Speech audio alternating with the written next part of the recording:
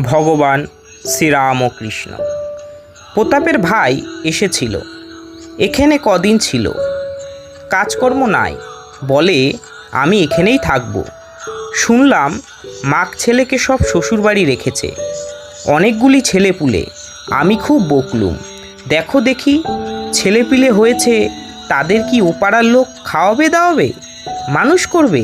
লজ্জা করে না যে মাক ছেলেদের আরেকজন খাওয়াচ্ছে আর তাদের শ্বশুরবাড়ি ফেলে রেখেছ? অনেক বকলুম আর বললুম কাজকর্ম খুঁজে নিতে।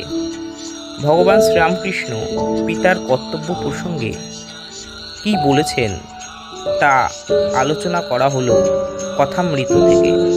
বন্ধুরা, এমন ভিডিও দেখতে আপনারা চ্যানেলটাকে লাইক, শেয়ার এবং সাবস্ক্রাইব করে নেবেন। আপনাদের লাইক, শেয়ার, সাবস্ক্রাইব আমাদের ভিডিও বানাতে উৎসাহিত করে।